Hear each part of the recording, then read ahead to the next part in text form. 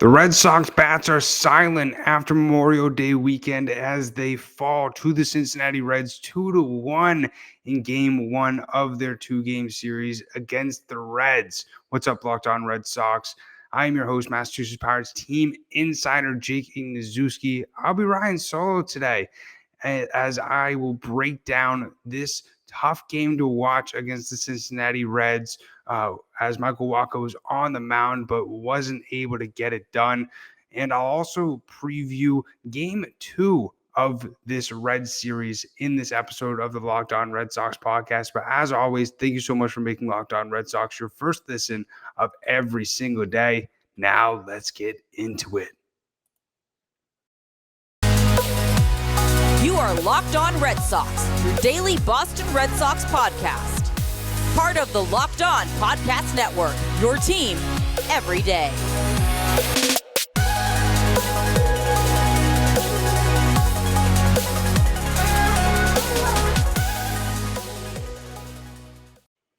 It's nice to be back talking about the Red Sox on this podcast. I apologize for my little bit of absence. I greatly appreciate my co-host Lauren Campbell filling in for me, but I'm so happy to be back talking Sox once again. I spent a little bit of time with family over the weekend, as well as enjoyed my Memorial Day. I hope everybody did as well. We're able to relax, see some family, take some very needed time off of work, spend some time with your loved ones, with yourself, have a little bit of a mental health break. That's so important. But we saw on Tuesday night, it seemed like the Red Sox, when they were up at the plate, they essentially had a blindfold on because they weren't able to get anything going offensively, only being able to muster 4 hits and ultimately scored their only run of the game in the bottom of the ninth. But for both teams,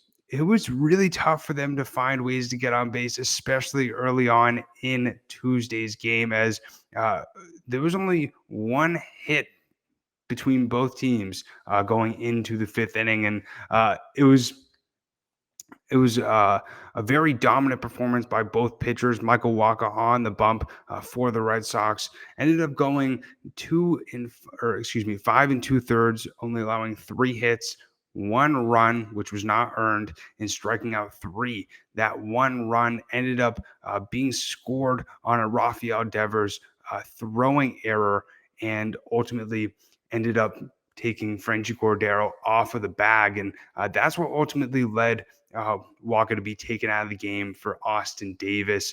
But really good pitching duel between both Luis Castillo of the Cincinnati Reds and Michael Wacha today. Michael Wacha continuing to show why he is, in my opinion, the best Red Sox acquisition so far outside of Trevor Story from this past offseason. At least on the pitching side, Michael Wacha has been the best acquisition. It seems like anytime he goes out on the mound, has a very productive performance, has really done a good job of not allowing runners to get on base. Seems like he's only surrendered around 3 to 4 hits every single time he's gone on that mound, and has really been able to be a very reliable pitcher so far for the Red Sox this season. And in my opinion, is one of the best guys in that rotation. And it's still pretty crazy that Chaim Bloom was able to get him for $7 million. But I won't lie, I was one of those people who was a little bit upset about the Wacha signing, but very happy about it, seeing the results in the first 2 months. But, speaking on Luis Castillo for the Cincinnati Reds, was wheeling and dealing and was able to get the Red Sox to swing and a miss 10 times in this game. Ended up pitching 6 innings, only surrendering 1 hit, walking 3 batters, and as I mentioned, striking out 10. And ultimately, the Red Sox ended up striking out 15 times, which it's pretty crazy to fathom that with how hot this Red Sox offense has been over the last week or so. And when you really look at the leaderboards on the offensive statistics as a team, the Red Sox are right up there with the rest of the teams. And it's pretty crazy how dead these Red Sox bats have been over the last 2 days. Ended up losing 10-0 to the Orioles on Memorial Day. And and then ended up losing, as I mentioned, 2-1 on Tuesday night to the Cincinnati Reds. And it's really tough as a Red Sox fan to be able to swallow this loss, especially against the Cincinnati Reds team that has been one of the worst in all of baseball. They've done a little bit better over the stretch of May, but especially going in or especially after that first month, they had single digit wins. Now they're up to 17 wins. So as I said, starting to catch a little bit of fire, but still not a great loss for this Red Sox team. Looking at sort of the amount of strikeouts that they tallied up, it was pretty surprising, the people who actually ended up swinging and missing the most for this Red Sox lineup. JD Martinez ended up striking out 3 times. Same with Trevor Story, 2 guys who have been red hot in this Red Sox lineup over the past 2 weeks. As we've mentioned, Story has, I believe it's 36 RBIs so far just in the month of May, which is pretty crazy. And then JD Martinez has been one of the hottest hitters in all of baseball. I believe he leads the MLB still in average. Things could change, obviously, after a tough night at the plate tonight. But he's also been somebody as well who time and time again has stacked up those hitting streaks. I believe last week it was up to 16 games, and before a rough night tonight, and as well as last night, I believe he had another hitting streak going for around 7 to 8 games. But very surprising that those two were not able to string things together and continue their hot streaks. And especially for JD Martinez, he came up in 2 very clutch spots where he could have driven runners in, specifically looking in the 6th inning. The Red Sox had multiple guys on that they really could have been able to score, ended up squandering that opportunity with the JD Martinez striking out swinging with JBJ at third base. And then also we saw in the bottom of the 9th inning, Kike Hernandez started off the rally. The Sox were losing 2-0 going into the bottom of the 9th. Kike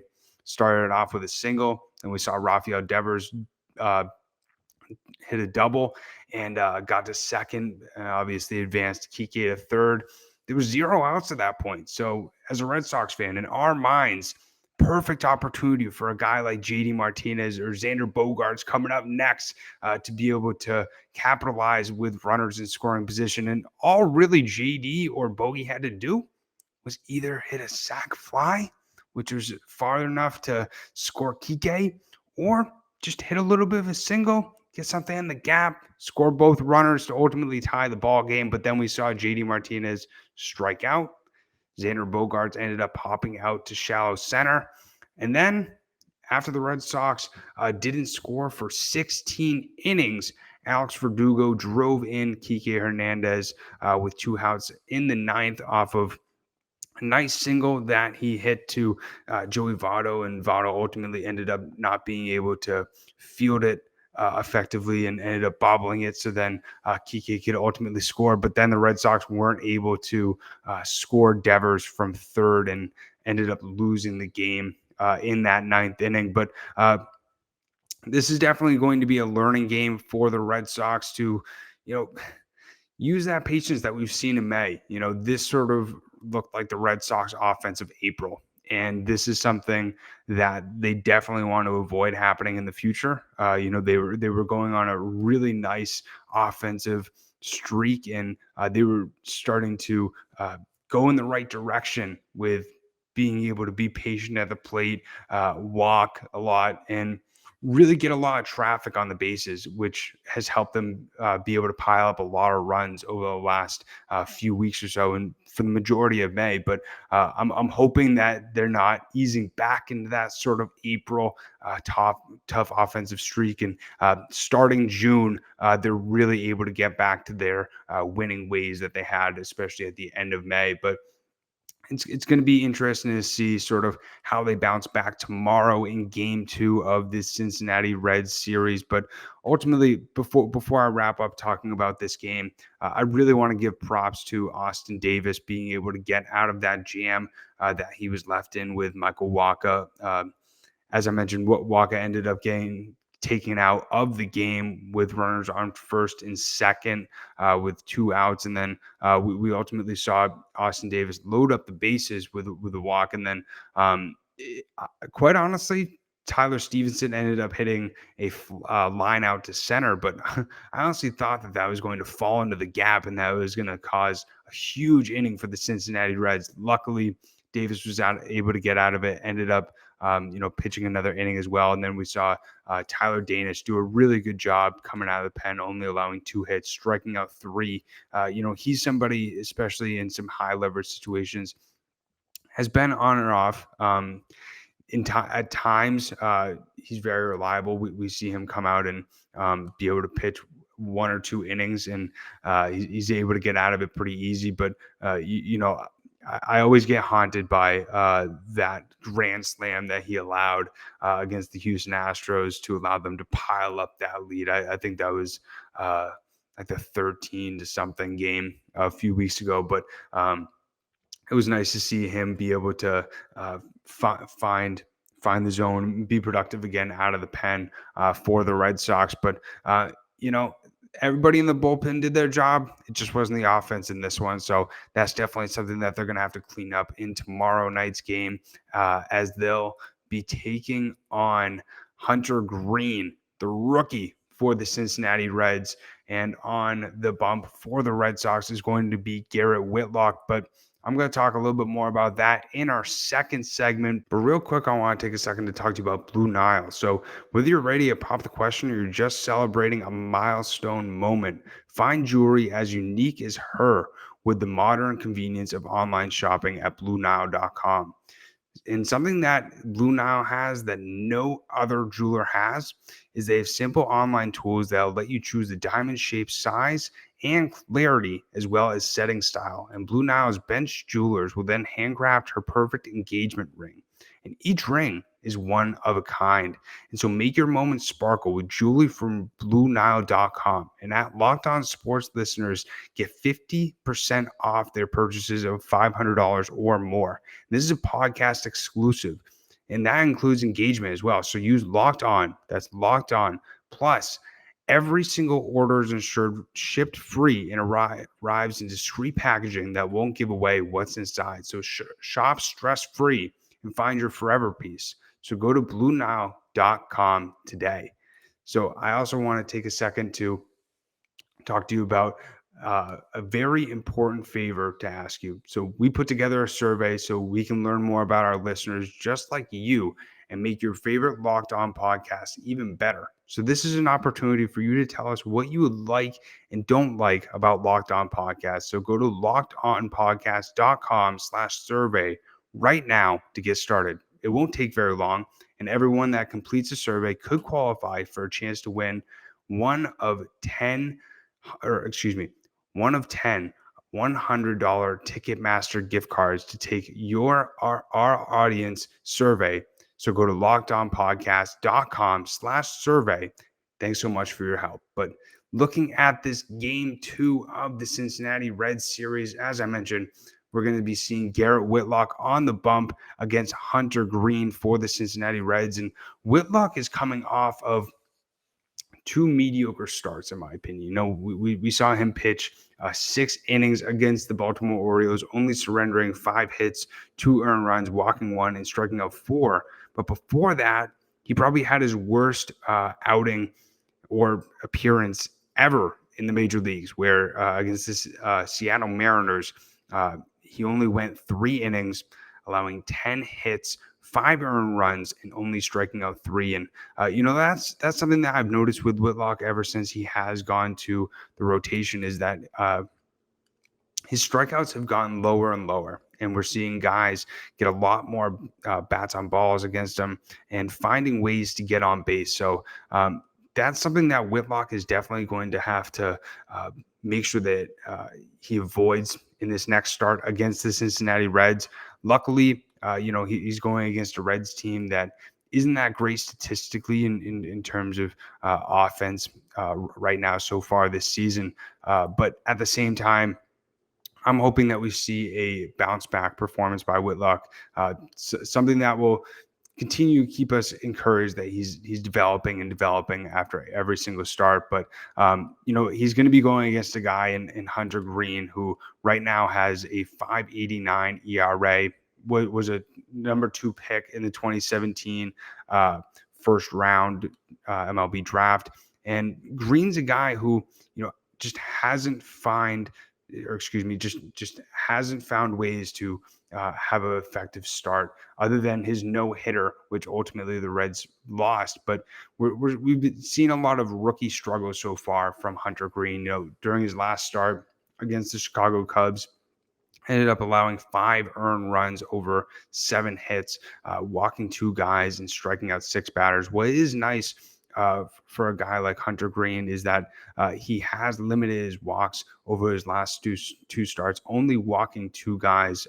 But we also saw he walked 5 in that game, where he ended up ultimately allowing 0 hits over 7 innings. But the Red Sox are just really going to have to take advantage of some of his rookie mistakes, and that's something that this is a perfect game for them to be able to bounce back after a tough offensive performance on Tuesday night against a guy in Greene who is still trying to figure things out on the major league level. We've seen him have some control issues. So the best bet, in my opinion, for the Red Sox to be able to bounce back and win this game is be patient at the plate, allow this guy to rack up his pitch count, allow these at-bats to get deep in the count, and really find ways to get on base to make him uncomfortable. Because especially with rookie pitchers, if you're able to get a lot of ducks in the pond, keep the runners moving, and be able to make him uncomfortable on the mound,